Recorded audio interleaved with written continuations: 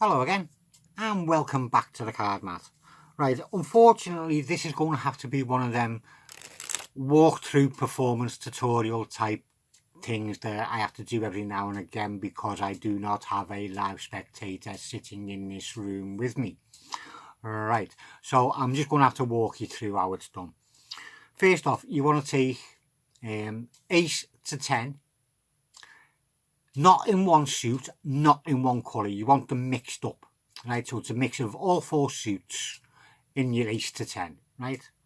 And you want to set them up so that you have 10, a 5, 9, 4, 8, 3, 7, 2, 6, 1, right? Makes it look less obvious because you're going to be showing these cards to your spectator. In the original trick, they have it 5, 4, 3, 2, 1, 10, 9, 8, 7, 6, and then show it to your spectator. Talk about being blatant and in your face and getting slapped with a wet kipper. At least this way camouflages it a little bit, right? And you have them sitting nicely on top of your packet. You start off, you can do any kind of false cuts and any kind of false shuffles.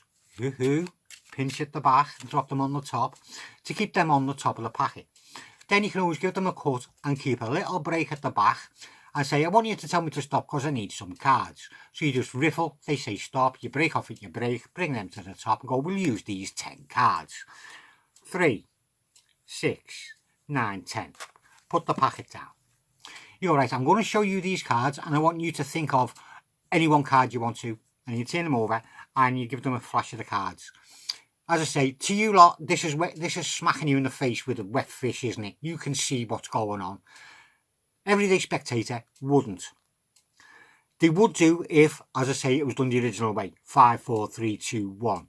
10, 9, 8, 7, 6. Don't say you wouldn't get onto that. I mean, a blind dog would see the difference in that. So they think of a card. Say they think of the 8 of clubs, right? Close the packet up and go, right, what I'll do is I'll mix them up. And you just do your inny, outy, farrowy shuffle like that, right? Strip them cards out and that should be your 5 to your ace and put them to the bottom. So you shuffle the packet. Put them on top of the packet and again, say I'll get them lost, do a couple of false cuts, whatever, a couple of false shuffles. I say, right, here Bobby, get hold of them. I don't know where Bobby came from, just popped into me head I suppose. Grab hold of them. What I want you to do is move cards from the bottom to the top to the value of the card you're thinking of, which in their case is the 8 of clubs, which means it'd be 8 cards. They do this without you seeing.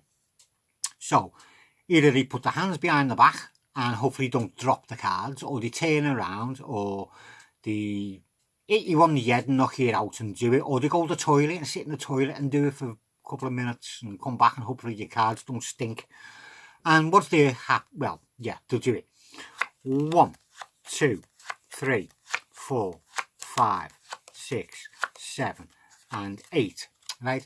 Now with them doing that, that's going to put their card in 11th position and I will prove it to you. Look, there's 3, there's 6, there's 9, 10 and 11 is the 8 of clubs, right? Yeah. Then you say to them, right, what I want you to do now is just deal the cards onto the table, all over the table, and you're just looking for the 11th card wherever it gets put. So they start dealing cards down like this: 5, 6, 7, 8, 9, 10, 11, right? That's the 8 of clubs. So we got to keep our eyes on that one as they carry on dealing the cards all around the table, and you're constantly burning a hole in the back of that 8 of clubs as you're staring at it as they're doing all of this. I just took my eyes off for a second there. Hopefully I can still remember it. And once they've got all the cards down, you come in and you start mixing them around, but as you're doing it, you just make sure that you keep your eye and your fingers touching that 8, and then you get them all mixed up and you spread them out a bit. And then you grab hold of their hand, like that, and you go, put in your finger, and you go, we're going to go over the cards, and psychically, transmittically, or something like that, another big word that I can't say. You take the hand all around, and then you go, oh, there, there, that one, there, and then they pick it up and they turn it over and it's their card. Like that. Yeah. You see why I needed a spectator? I'm going to have to rent one from a renter shop. Anybody know a renter shop where you can rent a spectator? Not a call girl, no. A spectator.